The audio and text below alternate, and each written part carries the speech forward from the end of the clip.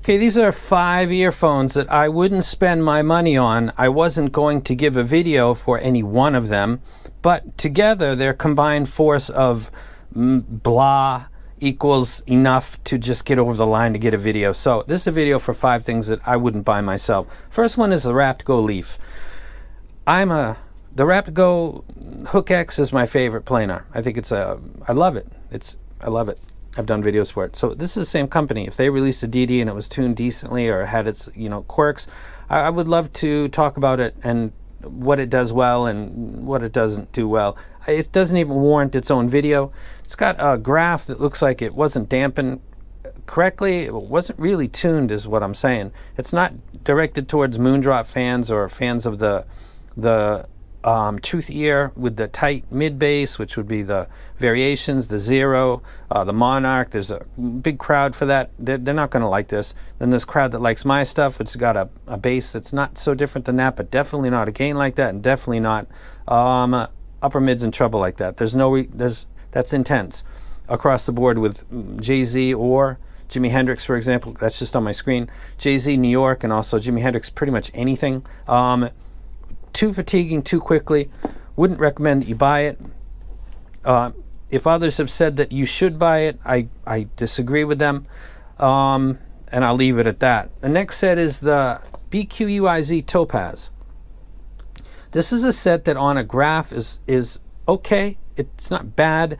It's got something to its presentation and tonality that's related to it's got a piezo driver in it. And there's a lot of people out there that have been doing reviews for a few years, and you know that when you see that driver, it's going to be really hit or miss. And there's not really a middle ground for that. It's going to work depending on how they integrate with other drivers, or it's not going to work. In my opinion, I think the Topaz didn't work. As soon as I listened to this set, it sounds a little bit unnatural, particularly in the treble. The harmonic sound, I think a dynamic driver is most ideal. I think BA and the timbre of a BA can be picked out sometimes, obviously. I think piezo sit below a BA. So I wouldn't personally buy this. It doesn't do anything, and it's immediate upon first listen that there's something going on.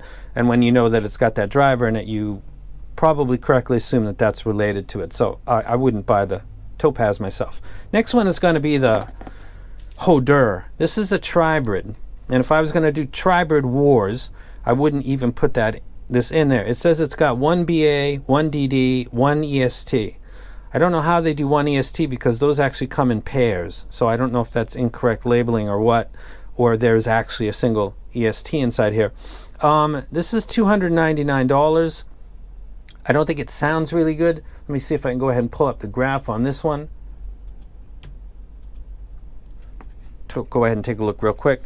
Graphs don't tell everything, but might as well show it. It's got a big bass hump, I mean a lot, and it's mostly focused in the mid bass, and it comes all the way to the gain. The gain itself, the ear gain is not bad, and then we get all the way to where there's a spike that I was unable to, whatever insertion, foam or silicone, wasn't able to. So there's a lot of energy that's rising around 10K, which is really not a bad thing, but it's a non-ideal replay at $300 pretty much.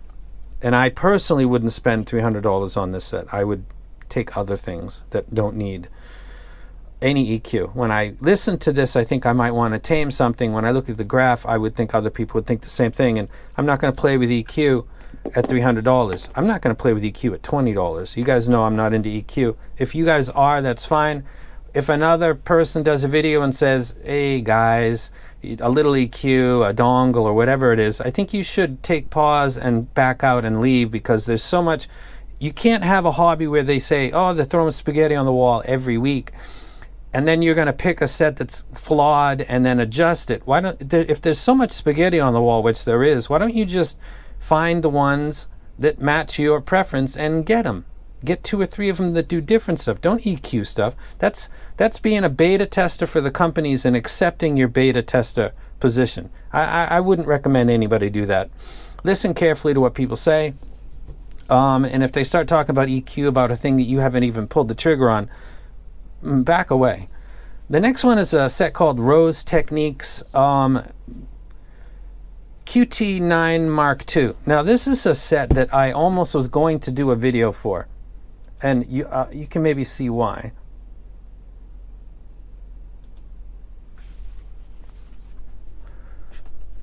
That's not bad at all, actually. It's a little bit weak in the bass, but it's not bad. It's got a unique tuning. Just looking at that, I would think, oh, that's interesting. And a matter of fact, the profile reminds me of the Vulcan by Dunu. The problem, however, on listening is that low end is actually audible, and it's weak when it comes to drums and bass guitar.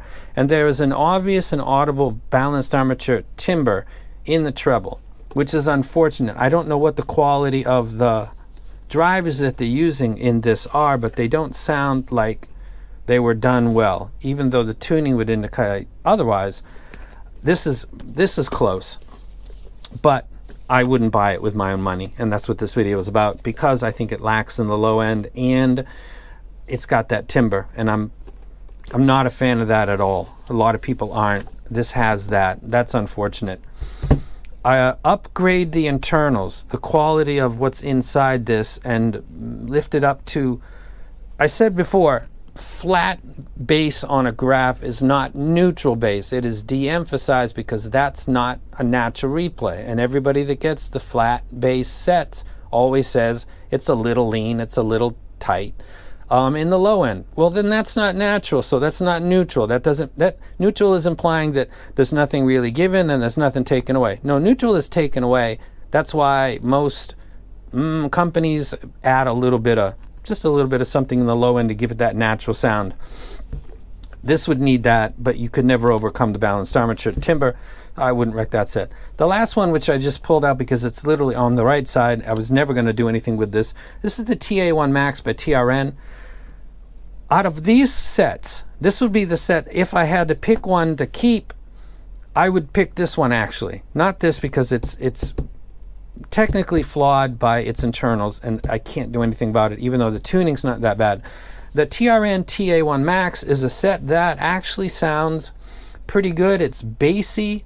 It would be for part of my library where I'm focusing on enjoying low-end stuff like EDM or trip-hop, because it does that decently. It's not one of the higher res replays of stuff like that. It's a guilty pleasure depending on what your preference is. I wouldn't buy it though, so it fits into this category. Now let me go ahead and pull up the graph on this. As you can see, it's got elevated bass that goes all the way to the gain. That could be fun for some people. Generally speaking, I would not be interested in something like that. It's not bad. It's got a treble that's got that's not bad either. There's nothing canceling it out except that bloat, and that's significant, and that's something that a lot of people should be aware of. Again, I'm not going to talk about EQ because I don't really use it myself. I wouldn't buy it. But if you know, gun to my head, how would that ever happen? You got to pick this, that, or that, amigo, or you're dead. I would take this one, actually. No. I'd take this one, and then I'd sell it on the secondary market and make me some money. That's exactly what I would actually do. So these are 5 sets. I wouldn't spend my money on it. I'd recommend you probably not spend your money on it as well. I don't like doing videos where I say stuff like this and say don't spend money on this, because it impacts companies. But I can't do a video for the zero and say, hey, grab your wallet, grab your card, buy this, it's awesome, because I do think that, and then not do videos like this where I say, I don't quite think this stuff, I don't think it's worth it. In this competitive era that we're in right now, it's always been competitive, but right now in particular, I don't think that any of these sets are really worth your money. And I'm